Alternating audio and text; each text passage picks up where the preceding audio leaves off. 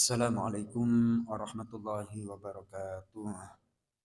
Bismillah, alhamdulillah, wassalatu wassalamu ala rasulillah wa ala alihi wa ashabihi wa mawalah amma ba'du.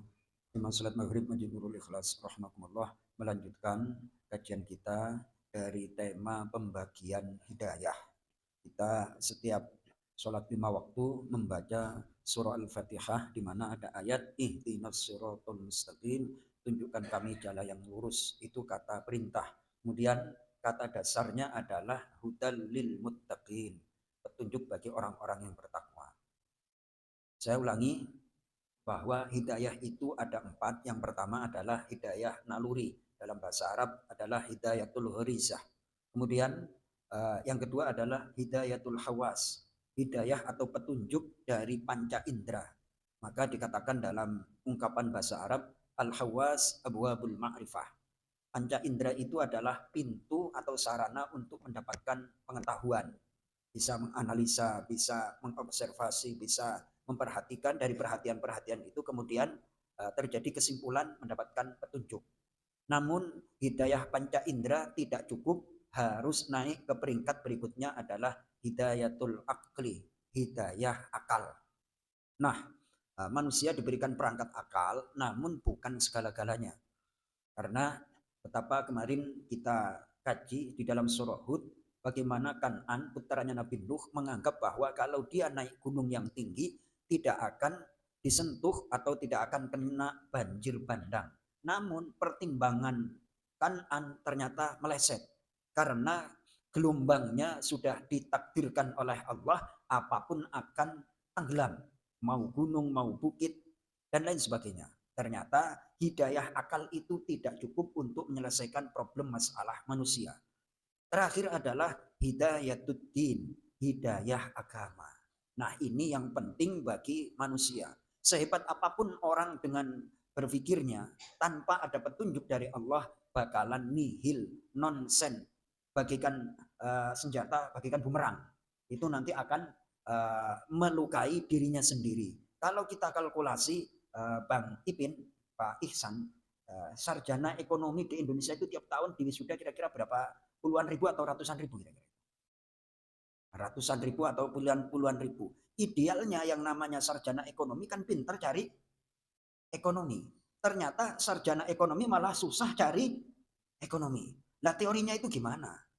Nah, teori kemudian betapa banyak lulusan fakultas yang idealnya itu bangsa Indonesia akan semakin maju, malah bertambah masalah.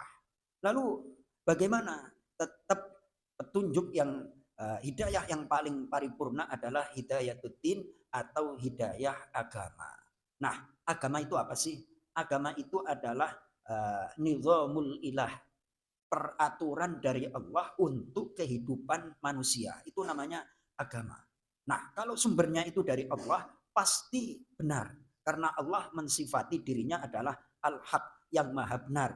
Sesuatu yang nggak bisa diotak-atik. Itu namanya al-haq. Kebenarannya bersifat mutlak. Kemudian ada definisi yang menarik. Ini yang bisa memuaskan nalar pikiran dan hati kita. Syekh Muhammad Mutawalli Asy-Sya'rawi memberikan definisi hidayah itu adalah at-tariqul musil ilal ghayah bi aqsari tariqin wa bi aqalli taklifatin. Jadi hidayah adalah jalan yang mengantarkan kepada tujuan. Jalan yang mengantarkan kepada tujuan dengan jarak tempuh yang paling pendek. Berarti nggak belok-belok. Tidak belok-belok itu berarti ihdinas siratal mustaqim. Tunjukkan kami jalan yang lurus. Nggak belok kanan, nggak belok kiri. Kalau belok kanan, belok kiri, resikonya akan lambat sampai tujuan. Kalau balik lagi ke tengah. Lah kalau bablas, itu berarti nggak bisa balik. Artinya tersesat. Nah, sekali lagi saya ulangi, hidayah adalah jalan yang mengantarkan kepada petunjuk, jalan yang mengantarkan kepada tujuan dengan jarak tempuh yang paling pendek. Wa bi aqalli taklifatin, dan dengan biaya yang paling sedikit. Tuh, petunjuk Allah kalau digunakan bahasa sekarang itu efisien, apalagi Pak Del, efisien plus hemat plus apa kira-kira itu? Efisien, hemat, efektif. Itu adalah petunjuk Allah Subhanahu wa taala. Contoh, kalau kita lagi pas rezekinya sempit, ya sabarlah. Emang Pak Sopyan nggak pernah disempitin rezeki, ya kan? Dilebarin, dilapangin ya pernah Pak Haji Mulkan. Kemudian Mas Toto emang nggak pernah rezekinya disempitin. Disempitin itu bukan berarti nggak ada. Cuman kayak keran itu yang tadinya ngocor terus netes. Lalu bagaimana ya sabarlah, sabar. Ntar juga ada masanya kita di keran rezekinya dibuka lagi. Nah terus kalau kita nggak nerima, resikonya akan berbahaya itu Pak Ihsan. Akhirnya apa? Dengan jalan cepat, sekarang ada namanya yang di online apa namanya? Ingin uang cepat, ojol terlalu banyak aplikasi, pinjol, terus akhirnya ju judol. Kan kayak gitu. Itu karena tidak bisa mengelola. Lah padahal kalau dia puasa, suatu ketika Rasulullah Shallallahu Alaihi Wasallam menghadapi kehidupan itu sederhana, slow, simple. Wahai Aisyah, adakah makanan di pagi hari ini, wahai istriku tercinta? Nah, nggak ada ya Rasulullah. Oh, kalau seperti itu, izan anasoim. Kalau seperti itu nggak ada makanan, nggak ada nasi uduk, nggak ada apa namanya gorengan ya susah. Aku puasa. Puasa sunat simple. Terus nggak ada diada-adain, ya repot itu nanti. Puasa, nerima dulu, ntar juga akan dibuka rezekinya oleh Allah Subhanahu wa taala. Sekali lagi, petunjuk Allah itu adalah yang mengantar kepada tujuan. Tujuan yang dimaksud adalah diridhoi oleh Allah. Kalau sudah diridhoi oleh Allah, hidup itu bakalan nyaman aja. Hidup itu bakalan nyaman.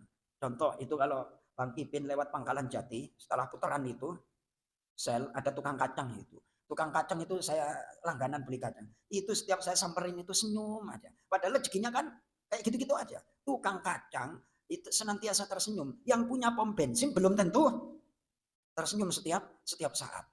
Nah itu berarti menyikapi hidup itu menerima ridho terhadap takdir Allah. Itulah yang dinamakan mendapatkan petunjuk sampai kepada tujuan. Bahasanya Pak Del tadi adalah bisa didapat dengan jarak tempuh paling pendek, berarti efisien plus efektif. Itu gunakan petunjuk Allah dalam setiap apapun, urusan pribadi, urusan bisnis, urusan rumah tangga. Gunakan petunjuk Allah, pasti sukses. Mudah-mudahan kita dihantarkan oleh Allah dengan hidayahnya sehingga kita berbahagia, beruntung di dunia, beruntung di akhirat, mendapatkan ridho dari Allah Subhanahu wa taala. Assalamualaikum warahmatullahi wabarakatuh.